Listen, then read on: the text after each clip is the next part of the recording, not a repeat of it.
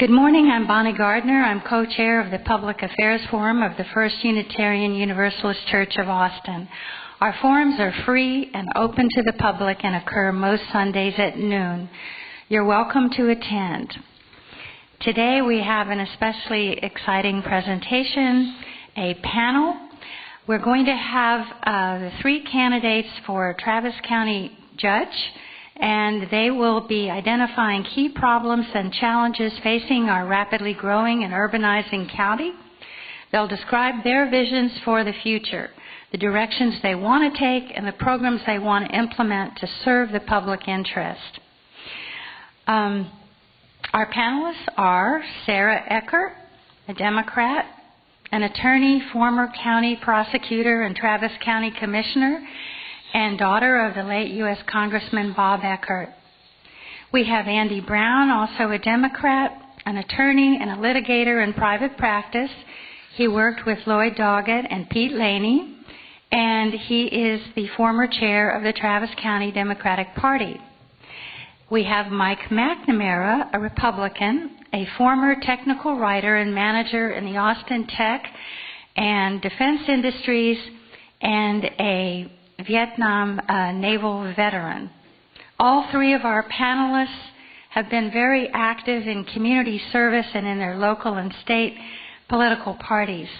Let's give them a warm welcome, and let's start with Andy Brown, and then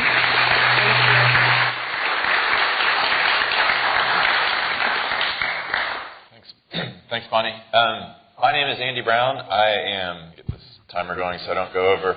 I'm running for Travis County Judge because I think we need a long-term plan and vision at Travis County. I got 20 years of experience of bringing people together in our community, building consensus, getting things done, working together, like more health care, more workers' rights, and more open spaces here in Travis County. I grew up here in Austin. I graduated from McCallum High School. I went to UT Law School. I've been a litigator for the past 10 years. I represent small businesses, individuals, Spanish-speaking families whose homes have been illegally foreclosed on. I also was chair of the Travis County Democratic Party for the past 5 years. And as many of y'all know, I worked alongside many of y'all as chair of the party. The party chair position doesn't come with any inherent power. You have to build that power. You have to build consensus to get anything done. I'm really proud of the work that we did in Travis County. We were able to raise more money than ever before, which allowed us to do a lot of great things for voter turnout and voter engagement here in Travis County. We actually, instead of just as traditionally the party has done of investing in western Travis County and West Austin, we invested heavily in turnout in eastern Travis County and East Austin. And we increased turnout by 21%. Rather, we increased turnout by 18% in 21 precincts in East Austin. It's that same kind of grassroots organizing and dedication that people are using today with a group called Battleground Texas, and I'm proud of the work that we did in Travis County to increase turnout and increase engagement. The county judge position is not a judge that hears cases. It's like mayor of the county, with one big difference. You have to have 3 votes on the commissioner's court to get anything done. You have to at least be able to build consensus to have 3 votes to pass anything. Judge Biscoe has done a great job as county judge, and I hope to follow in his footsteps. Some of the things that I would like to do at Travis County that I frankly think it's way past time that we don't have a lot of these things include getting an ethics commission at the county and having a more transparent government. Right now, lobbyists don't have to register their activities. There's nowhere that you and I can go to look to see who's trying to lobby Travis County. El Paso County does have an ethics commission. They got one in 2009, and I would like to do that as well. Another thing that we're not doing as much on as we could, and I think we could do a lot better, is water conservation. Other areas like Denver and San Antonio use less water per capita per day than we do. And Denver, in fact, reduced their usage by 20%, in large part by having a program that encouraged people to use less water. They had billboards on buses. They had billboards in the streets that said things like, the official lawn care product of 2013, and it had a picture of a can of green spray paint. And it's just about changing people's attitudes, and I think that we need to do that first before we start spending millions and millions on new infrastructure. I also think we can do more for criminal justice reform. Right now in Travis County, we spend about $35,000 a year for every person that we have in the jail. And it is, in effect, the largest mental health facility in Travis County. I think that's a problem. People aren't getting the care that they need. And we're frankly arresting people needlessly who instead should be getting care up front. There's other ways, more progressive ways that other counties are handling this, and one of those is a sobriety center. San Antonio and Houston both have these ideas. It's something that has been studied for a long time in Travis County but just hasn't been acted on. The sobriety center concept basically means that police or sheriff's deputies, instead of arresting someone for public intoxication, now this doesn't include DWI, that's a separate issue, but instead of arresting someone for public intoxication, they can instead take them to the sobriety center, drop them off, and within 10 minutes, as they do in Houston, within 10 minutes the police can be back on the streets patrolling. It is something that saves a lot of money. It helps identify who needs more mental and behavioral health care up front. It helps keep people out of the jail who otherwise should just get mental and behavioral health care. I'd also like to focus on tax relief. I think that we need to increase the homestead exemption for seniors to $100,000 a year. And I hope that you will join Congressman Lloyd Doggett, Senator Watson, and every other Democratic elected official in endorsing me to be your next county judge. I've also been endorsed by the County Employees Union that I'll be working with as county judge. So take a second to go to my website. It's voteandy.com. And don't forget to vote. Early voting starts on February 18th, and Election Day is March 4th. Thank you very much for your time. Thanks very much for being here today. I appreciate it. Thank you, Andy. And now we'll hear from Sarah Eckhardt. Sure.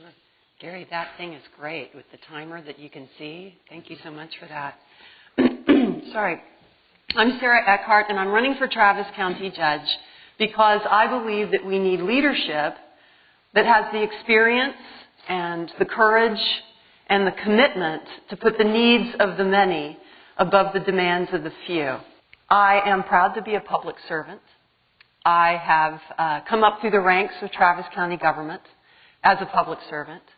And both of my parents also were public servants, and they instilled in me a belief that good government comes from putting policy above the politics of the moment and valuing effectiveness above partisanship or patronage.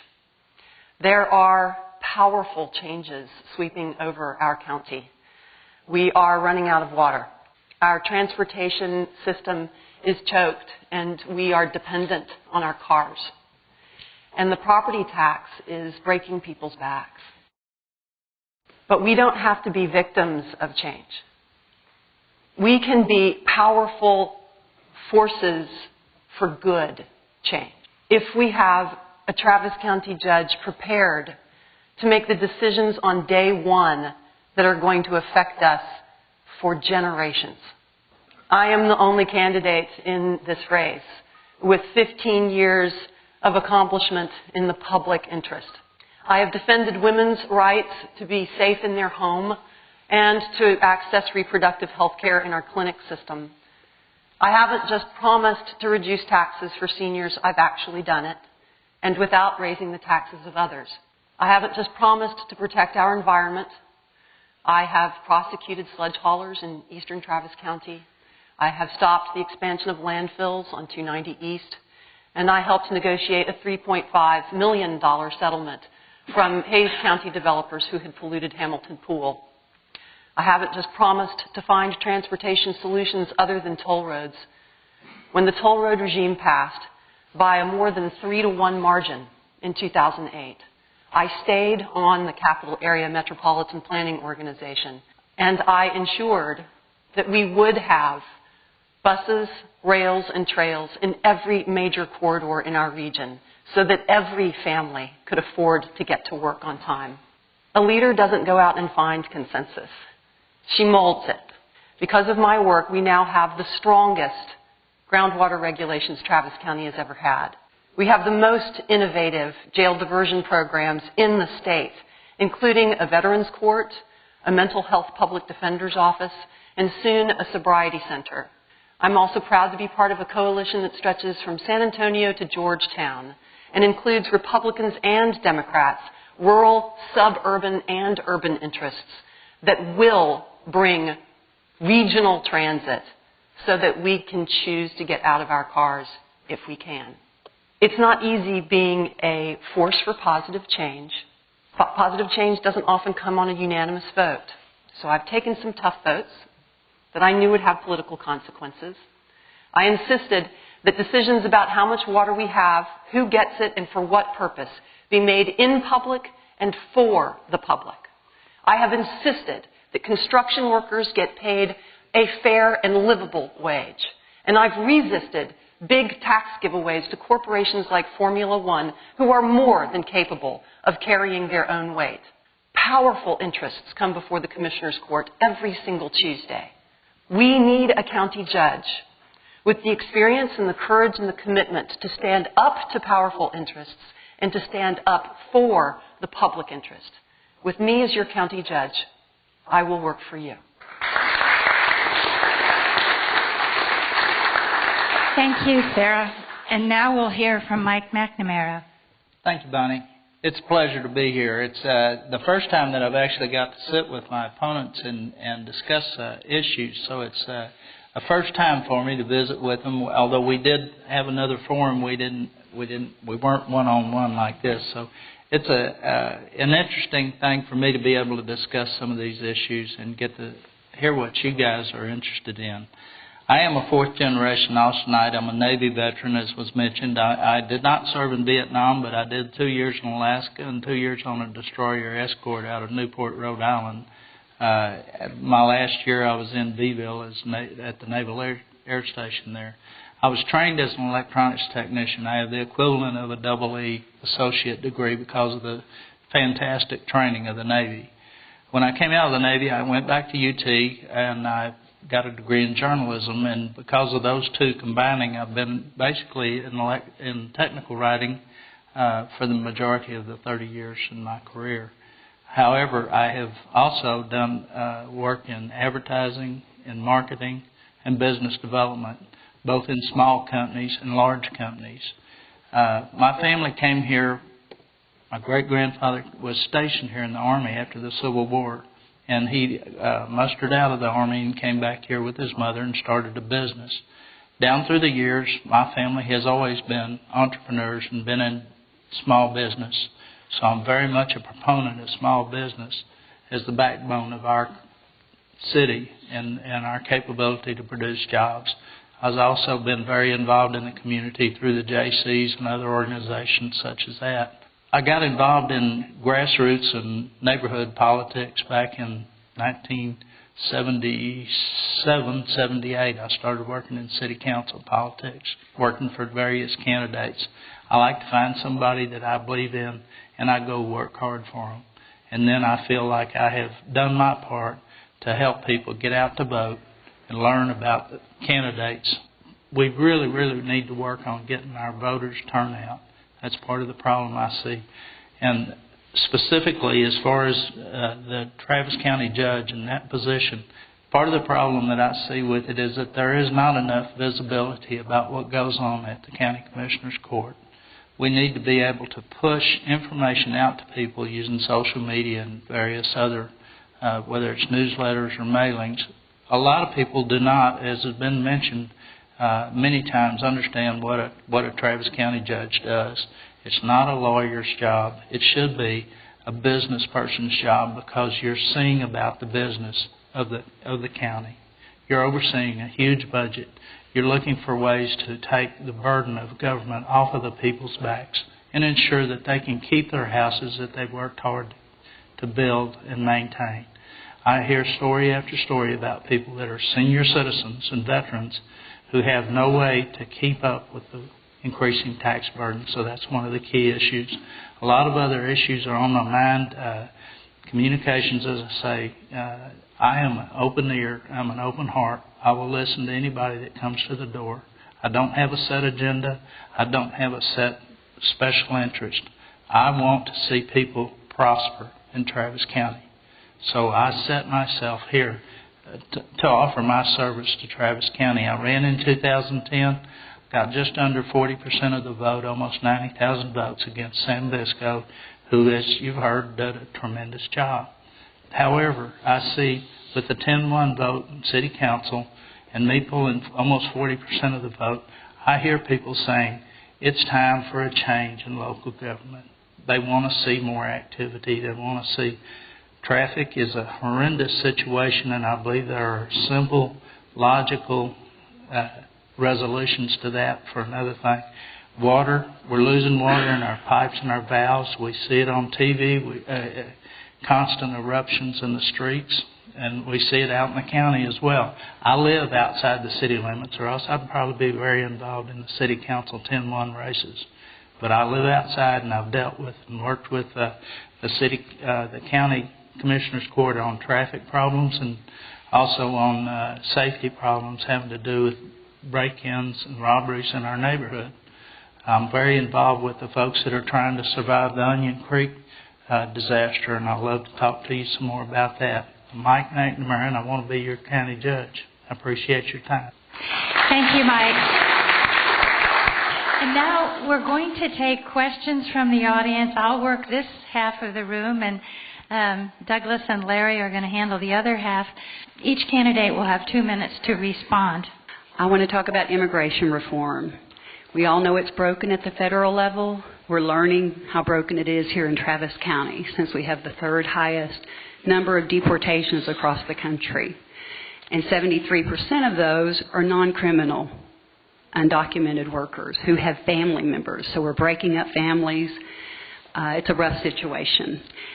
20 counties across the country are not following secure communities. That it is not a mandate, it is a request. And so my question to you is, if you're elected judge, what will you do to reform immigration in Travis County?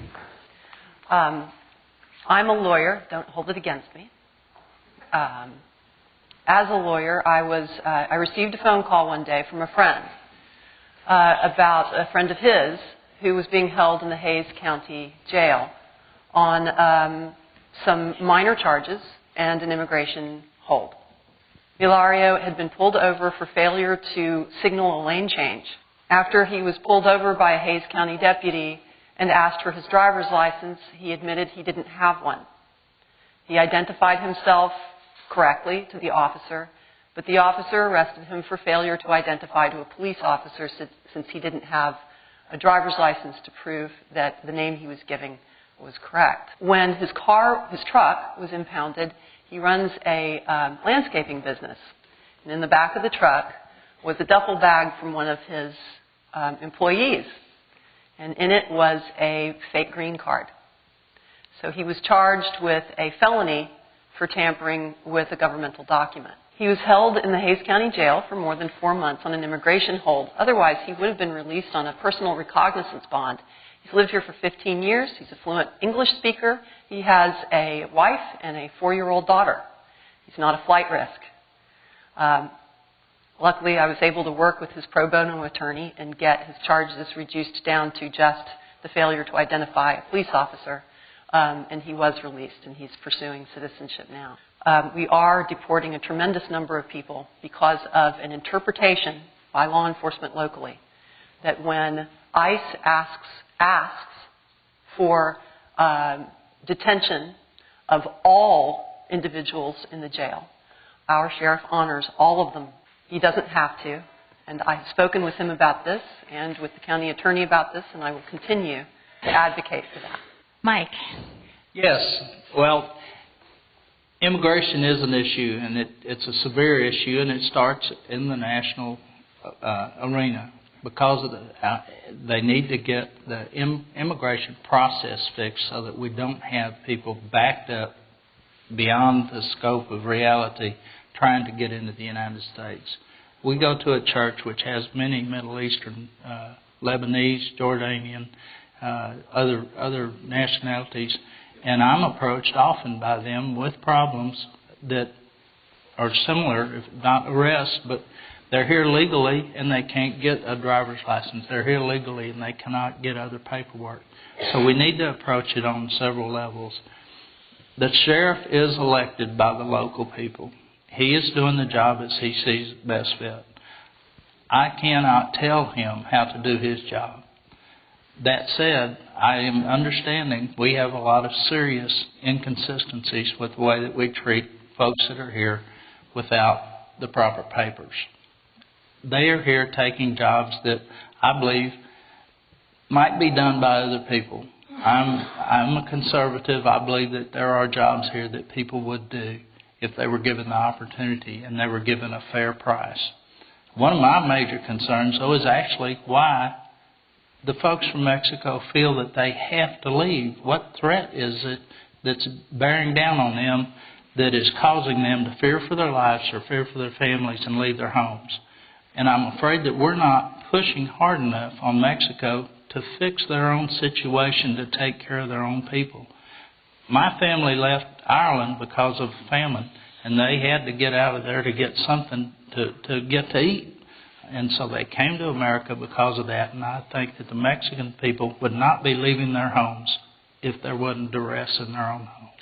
So I'm very much a proponent of trying to get Mexico, help Mexico fix their own situation.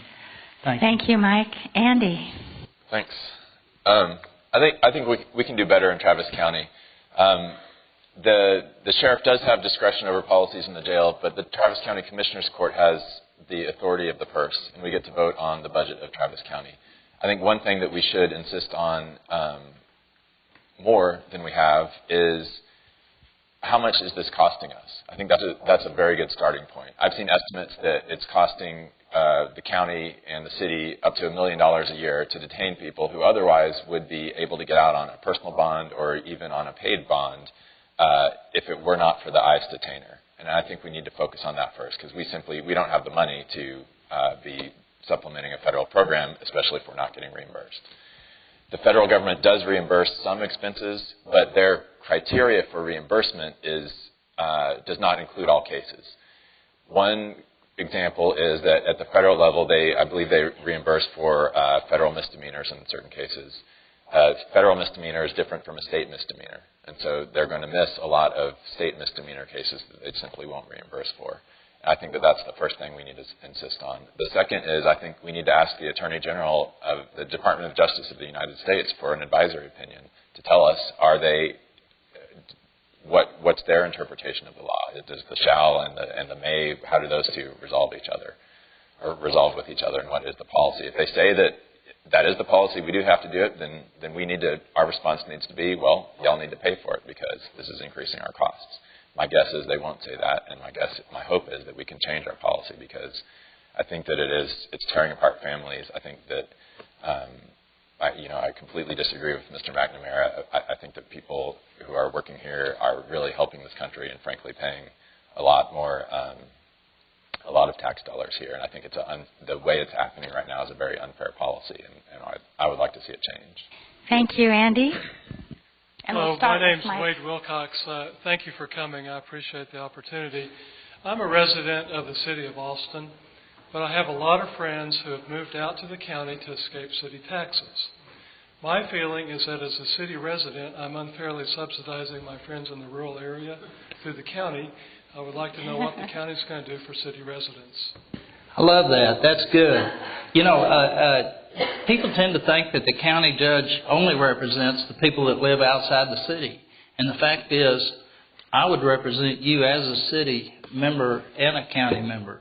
And I believe that we miss a lot of responsibility when the county does not step forward when the city's being oppressive in whatever way and say, you guys, we got to provide pushback for our residents. In other words, if your taxes are going up in the city and we're raising our taxes in the county and the hospital district's raising its taxes, you're getting snowballed. You're getting beat down to the point that you can't keep up, and that's unfair. And as a county judge, I would step forward to the city and say, look, we need to take care of our citizens. The happenstance out in Onion Creek is one type of a situation where both the city and the county failed to react and provide safe haven for people that needed to be evacuated. For some reason, there was no action done. So that's another responsibility that's of an overlap. The police situation, the sheriff's county should be providing more police to help with traffic and with crime, prevention of crime, and the growth of the drug trafficking and person trafficking, human trafficking that goes on here in Travis County. We're understaffed on the sheriff's level, so that's another area that you're getting shortchanged on. And that's the area that I would like to look at, especially when it comes to working in the budget and finding better ways to make sure your tax dollars going to the county are efficiently spent. Thanks. Wade, I think that the first thing that we need to do is take a step back and look at the overall tax system in the county. I think on the income side, so the county gets most of its income from your property taxes. That's mainly how the county operates. And right now we have an appraisal system that I feel is broken, that we're not fairly appraising commercial and residential properties across the board. I think that we need to work on doing that. And we need to work with TCAD to make sure that they are doing that better. When a commercial building is sold for millions of dollars more than it had been on the appraisal rolls for, I think that is enough evidence of the problem, that there is a problem that we need to address. I don't think that residential property owners should be shouldering an unfair percentage of our local tax burden. Of course, the bigger problem is the fact that we don't have people with much sense running the state at a state level. I think we need to elect Wendy Davis, a Democratic legislature, so that we have a better policy that does not neglect services at a state level, forcing us to pay for them all at a local level. It's a backward system, and we need to change it. Until we do, I have a couple of proposed ways to add some tax relief to locals. One is my proposal to increase the senior homestead exemption from $70,000 to $100,000. I think we could pay for this with income from new construction dollars. And I think while there are many, many needs in the county, I think that if we need to make tax relief, especially for senior citizens, a priority. I've been block walking for this campaign for what seems like eternity now. But when I go door to door, that is still the number one thing I get, especially when I talk to senior citizens, their fears of having to pay the tax bills every time and the threat of not being able to retire in the house where they've lived their whole lives. We have a circumstance in Travis County that makes us a little bit unique. We're one of the fastest urbanizing counties in the state. We're the fifth largest state. If we were our own state, there would be we would be larger than 7 other states in the United States.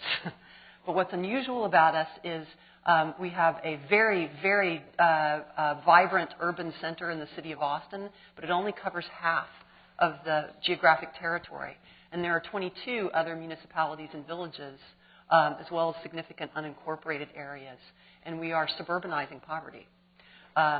So we have a circumstance, let me just give you the tale of two cities, where they're not actually, one is not actually a city.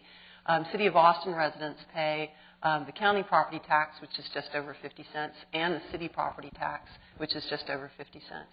Whereas in Del Valle, which is an unincorporated area, they pay the property tax as well as significantly more for water services than we receive as city residents, significantly more for emergency services, which we receive as city residents, significantly more for trash hauling and waste disposal than we do as city residents. So actually, folks living outside the city limits of Austin pay considerably more on average for city-like services that we receive under the roughly 50-some-odd cents that the city of Austin charges in property tax. So what we are doing, and what I am working very hard to accomplish, is a county-wide structure so that we have opportunity and affordability throughout the region, and we level up the playing field. So some things that we have done. We created interlocal agreements for the central booking facility. I'm Kenneth Cohen, the president of Imperial Valley Neighborhood Association, and I ask about it a question regarding the county situation. We've got $424 million worth of loss in property valuation because of difficult situations. Well, how are we going to retrain the government employees, the county employees, who have been told, we can't do that. We don't have land use authority. Well, in a subdivision, we have exactly that. State law that enforces the property title covenant restrictions. What will we do? Well, thanks for the question, Kenneth. I think that there's a lot of things that we need to do to make sure that the county is doing everything in the most modern and effective manner that it can. We have not had a assessment of county government since 1994, which was, as y'all may remember, around the time that the internet was starting to be popular. I think when you look at private companies like Dell, they do a complete reorganization every single year. I'm not saying that we need to do anything like that, but I do think it is way past time for us to take a step back and look at county operations and make sure that that we're doing everything in the best way possible. I think that as far as land use authority, I agree that we do have some limited authorities in relation to subdivisions, and we need to make sure that we're doing everything we can to enforce the health, safety, and welfare of people in subdivisions in the county. But I also do think, and I would advocate for, to get additional concrete land use authority for the county so that we can avoid situations where there's incompatible uses being built next to each other around the county. I think that that's very important. And frankly, it goes back to my point of a little advocacy for voting for Wendy Davis in the fall, because we're not going to get that land use authority until we completely get a new set of people at the state level. And I think in general, as you're hearing a lot of great ideas today from all three of us, and I think you just need to ask yourself, why haven't we gotten these ideas yet? Why are we sitting here today without a long-term water? Why are we sitting here today without a sobriety center yet? Why don't we have an ethics commission yet? I think that this job requires somebody who can really build consensus and bring people together. If we're going to get lasting long-term change, we need to get buy-in from not just the county, but also from the city, from the state, from the federal government, and from neighboring. Sarah? Sure. I believe Kenneth's question goes to the county's ability to enforce homeowners' restrictions and restrictive covenants. Is that where you were going with that, Kenneth? Counties, the 254 counties in the state of Texas don't have land use authority per se. We are specifically prohibited from regulating land use. We are specifically prohibited from regulating density. We are prohibited from having a residential building code. Can you believe that? We can have a voluntary building code, but not a regulatory building code. We did manage to get, a few sessions back, the authority to require adequate fire flow. So we are struggling against a circumstance where the legislature really does not want county authority over real estate development. The legislature has allowed individual property owners to band together to create some restrictions on each other. Homeowners association regulations and restrictive covenants. I have advocated to the county attorney's office. The county attorney, of course, is a separately elected official. Advocated that he, or in the future it might be a she, a county attorney can step into the shoes of homeowners and enforce their restrictive covenants on their behalf, particularly in poor communities where they don't have the wherewithal to hold their neighbors accountable to the very documents that they have created collectively. And we need to encourage the county attorney's office to do that. The Commissioner's Court itself cannot stand in the shoes of the neighbors, but the county attorney can, and I believe the county attorney should. I've got 10 seconds left, and I'm just going to tell you, as far as land use goes, we definitely need to keep advocating at the legislature for more. I've created the land use and the transportation, water, and land use plan at the county. And I look forward to returning to the Commissioner's Court and having that first ever plan. It's Kenneth, right? Yes. We've met. It's good to see you again. I feel strongly about citizens that live outside the city and live in the county, because that's where I've been for the last 20-plus years. And we, as an organization in our neighborhood, had to go head-to-head with the Commissioner's Court many, many times and seek assistance in fighting the dump and fighting effluent running from the dump into the creeks. We live between two creeks. We've had to appeal to them for help fighting crime and traffic coming through our neighborhood. So it's an ongoing situation, and we have a pretty good neighborhood association. They sit together and they fight for what they see needs to be right. throughout my life, I've always been in situations where I have stood for the people that are basically on the bottom, the under person that most likely is going to be losing in a government fight. So I find your plea is very worthwhile. The county is basically manacled in a lot of situations, but as a county judge, I feel strongly that I could mediate and referee in situations and bring more forces to bear personally. I think that's a key. I honestly believe if it's not there, then you have to rely on your personal initiative and go in and talk to people and come in between the person and the government or the person and the business and make sure that they're not being treated poorly. But it's an ongoing struggle, and I understand completely what you're saying, having been there.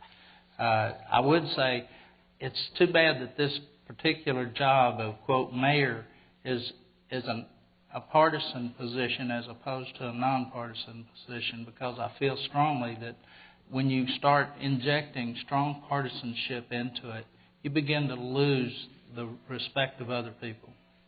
My name is Greg Markley, and my background is in criminal justice. Here in Travis County, I worked for a year as a correctional officer and then worked for the adult probation department.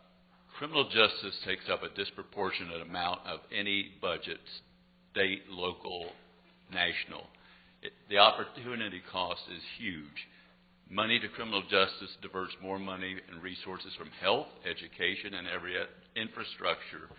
So my question is, identify what you feel are the two biggest issues in criminal justice system in Travis County and what you would do to address those issues. Criminal justice takes up about 50% of our budget on any given year. It is a major cost driver of not only the budget but also the tax rate that you pay. Our two biggest issues, far and away, the biggest issue is that we are incarcerating at a very high rate. We have a higher incarceration rate in Travis County than the national average.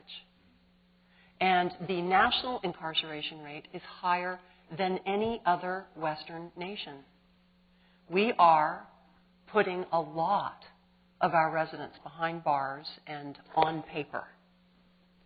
Also, and I lump this as part of that top issue, also individuals who are African American and Hispanic are significantly overrepresented among those who are not only arrested, but those who are convicted.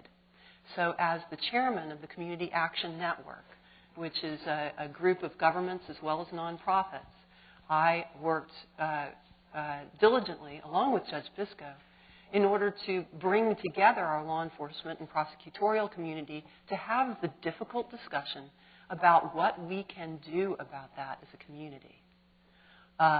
We need systemic change, and I think jail diversion and is going to be a big part of that. That's the reason why we've created the Veterans Court, the Mental Health Public Defender's Office. It's the reason why I have advocated that the Juvenile Public Defender's Office be expanded, that the Child Protective Services Public Defenders of the Child and Parent Representation Offices be created, because we've got to figure out a way to divert these families out of the criminal justice system and stop criminalizing lack of opportunity. I believe in jobs. I believe that if people have jobs and can get good jobs and maintain a living and prosper, then the crime's going to be attacked from the bottom up. I think that we have to find ways to make sure that people have availability to get jobs that they need. I think that if people are working, they're not going to be out robbing homes or robbing stores. Crime is part of our growth. It's part of the problem we have because we are growing. And there's crime of opportunity. We see it in my neighborhood. I mean, the neighbors next door have been robbed, across the street have been robbed, down to the left of us have been robbed. And it's another side of it. I would also say is we're understaffed with Sheriff's Patrol. And people know that they can come, walk into your house, break the door down, or come into your carport and steal whatever they want to and get away with it. As long as we're understaffed as far as police on the street, I think the crime. Now, I agree with many of the programs that Sarah has mentioned. The Veterans Court is a tremendous thing. I know that a lot of the veterans that are out can't get jobs. I work hard with American Legion, for instance, to make sure that we're getting the word out to the veterans with having job fairs, et cetera, et cetera. These guys are coming back home. They're getting out of the service, and they're not able to get jobs. And it's just a huge problem right now. As good as we are about providing jobs, as good as we are about bringing more work into the Travis County, there are still a lot of folks out there that just flat cannot find work. And it's a problem. It's a problem. So I would advocate for making sure that we have jobs from bottom to top. And I've been in the high-tech scenario for a long time, but I am a proponent of jobs that are manufacturing jobs, that are on-the-job training for people to get started. Thanks. Greg, that's a great question. I think, we have a lot of great ideas here in Travis County, do some things really well, but I think we need to look to what's working in other places as well. Look at San Antonio, look at Houston, look at other counties to see what's working. There are a million different things that we could be doing, a million different studies that we could do. One concrete idea that I have that I think we should have done long ago is get the sobriety center. And let me go into a little bit more detail about it. In San Antonio, they have a sobriety center that is part of a bigger Haven for Hope campus, and they opened it in 2010. And in 2010, the Bexar County Jail was actually over capacity. And today, it's about 1,000 people under capacity. And many people credit the work of both the Sobriety Center and Haven for Hope for reducing that. So I think you need to keep in mind, right now we have, I think, around 2,400 people in our jail in Travis County. We're spending about $35,000 on average for each one of those. And they're not, the people who are in there who should get mental health treatment could get mental health treatment in better ways than being in the jail. And I think we need to focus on that. The Houston version of the Sobriety Center is a little more simple. It's basically around the size of this, has a bunch of beds in it that are waterproof beds, and it has a men's and a women's section. When police pick someone up in Houston, and right now it's only working with the city of Houston, they haven't expanded it to the county yet, but they want to. When police pick someone up in Houston for public intoxication, they drive up to the Sobriety Center, which is near downtown, drop someone off, and in 10 minutes the police officer is back on the streets. That person is taken in. There's EMTs that work there. There's recovering alcoholics and recovering users that work there to help get the person kind of stabilized and convince them to stay there because they're not if they're there. They usually spend around 6 hours to sober up, and then the director, Mr. Kincaid, works on trying to place them if they need housing, if they need treatment, if they need other things. Both of those have reduced bookings significantly, which would save us a lot of money and just be better policy here. Without a state income tax, you need to be a disclosure state with respect to real estate sales. But so you can do that. That's easy. But my question is, why have you brought these companies in and given them these huge incentives to be here? That makes no sense at all. Never has. We have problems, traffic problems. We don't have the infrastructure to that. So if you can just address that one question, I would appreciate it. I don't understand why over the past 30 or 40 years, knowing that we're growing continuously in leaps and bounds, that we haven't improved our infrastructure, that our roads are becoming more narrow instead of becoming more wide and more available. I think it just boggles my mind. To me, it's a public safety issue as well. If we were to have a calamity in downtown Austin, there's no way anybody could get out. They'd be stuck there. Now, as far as incentives for companies, I've never been a big proponent of that. It just doesn't make sense to me. You're taking money out of our pockets and giving it to somebody that's already got money. They're going to come here anyway. I believe that. I honestly believe that. And I believe that they're going to contribute to growing jobs. And the argument's always, well, if we don't give them the money, somebody else is going to offer them a deal. I contend that so be it. You're right. I believe that we're going to get the jobs. We can grow our own jobs here within the county, within the city.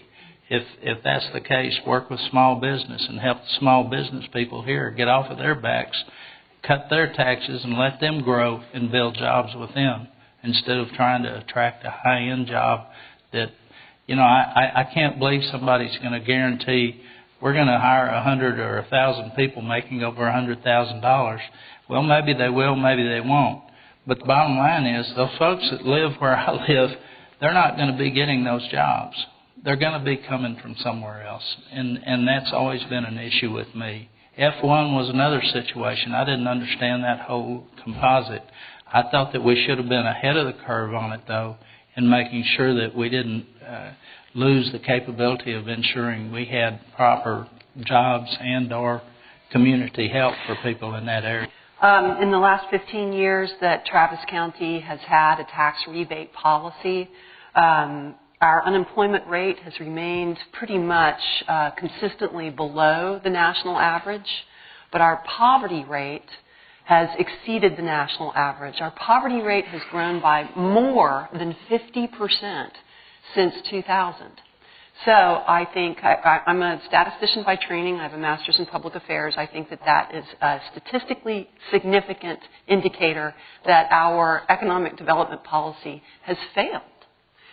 In 2012, the last of 6 Travis County budgets that I helped negotiate, we were up to $12 million annually in tax subsidies to very large corporations that had predominantly hired individuals that already had opportunity. In addition to the $12 million in tax subsidies, we've also, over the last 2 years, and I fought against this, given more than or approximately $25 million in roadway subsidies to Formula One.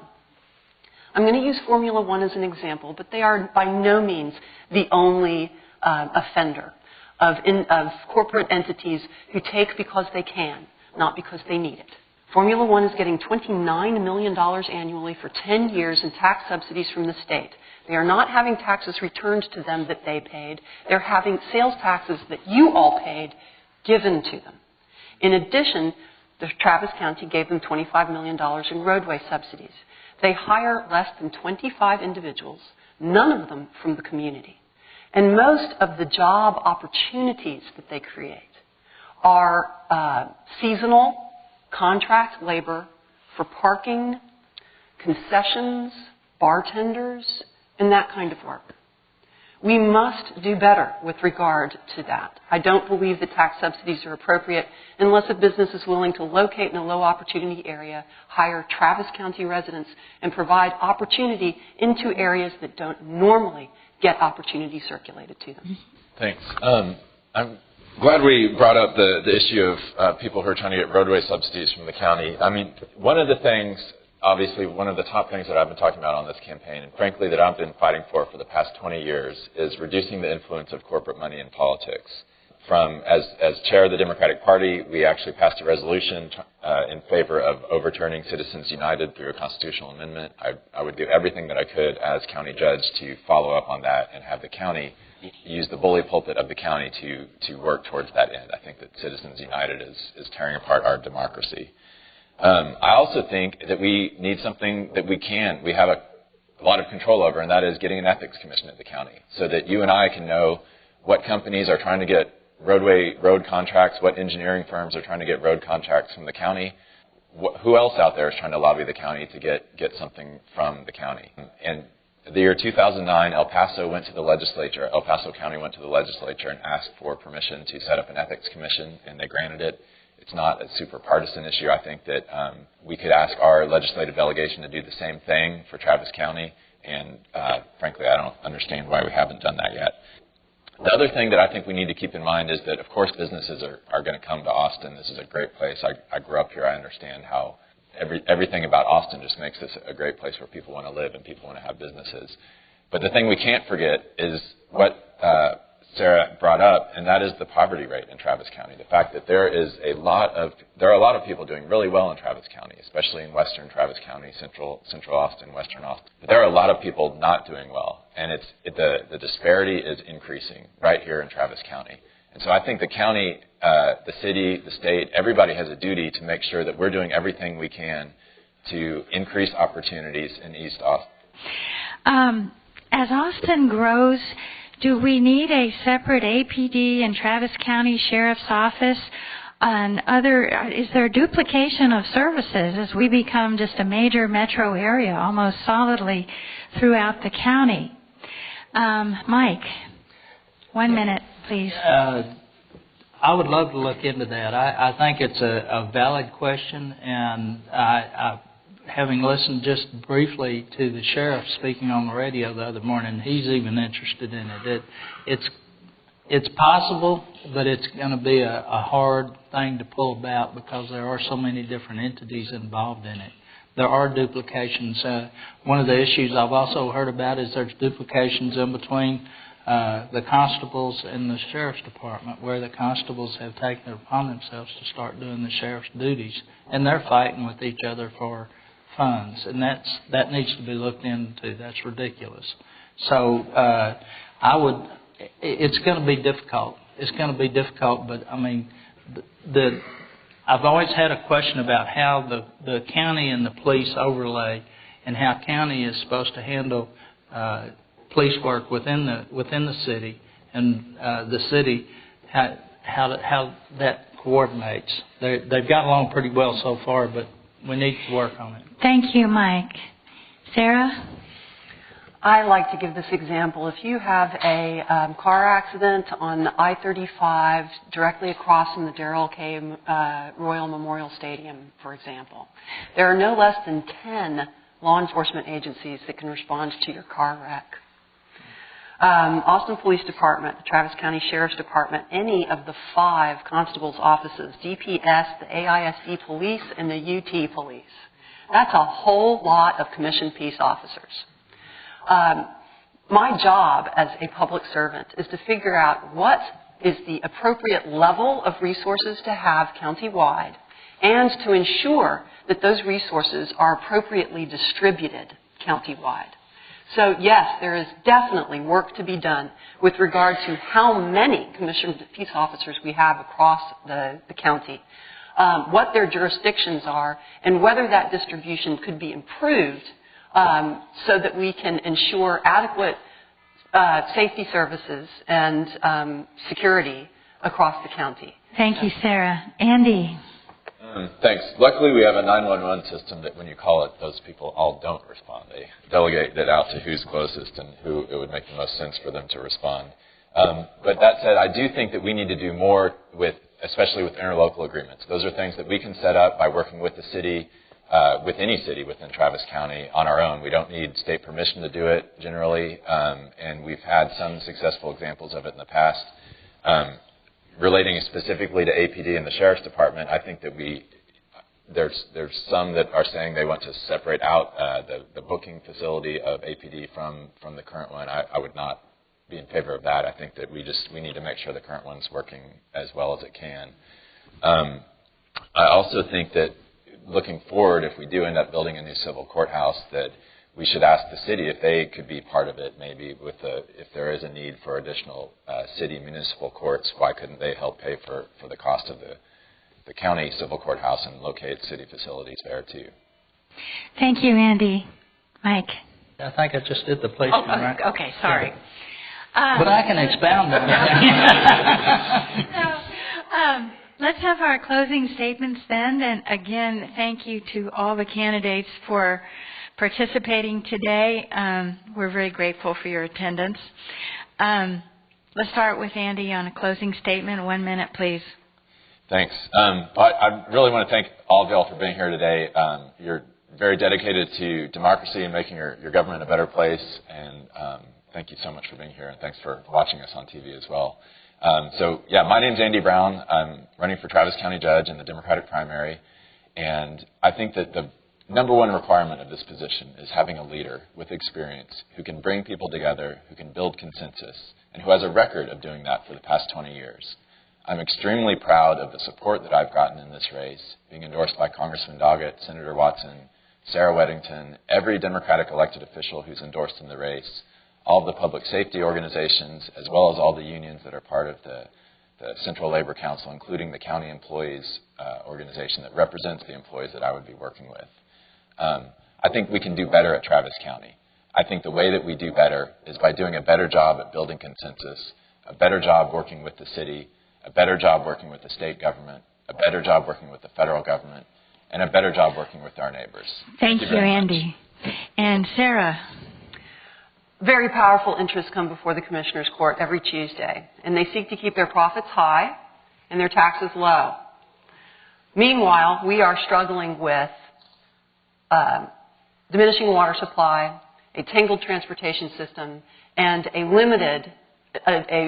very understandably limited tax base, and making sure that we balance competing interests. As your Travis County judge, I will work for you because I always have. I have the experience, and I have demonstrated the courage to stand up to very powerful interests and to stand up for the public interest. Going forward, we are going to need a Travis County judge that makes some very bold moves in order to stop continuing with the status quo and start making the decisions that will affect us for generations. So I ask you to make history with me and elect me the first woman Travis County judge we've ever had. Thank you, Sarah. Mike. It's been a pleasure. I realize I may be the only Irishman in the hall, maybe the only Republican, let's say. That said, there you go. Okay, good. There you go. Well, and I appreciate your time very, very much. I've been involved in these kind of forums for many years, and pulling them together is a hard and thankless task, and thank you for being here. I would offer to you that if you want change in local government, you need a new mindset and you need a new skill set, and that's what I'm here to offer you. I've got a totally different background than my opponents have, and I'm here to offer you that as part of my life and growing up in Travis County and being a resident here for my whole life. I love this place. I've brought many people here through my time in the Navy and through my family. I'm not going anywhere. I want to be here. I want to be your Travis County judge. Thanks again to all of you. Let's give them a big hand.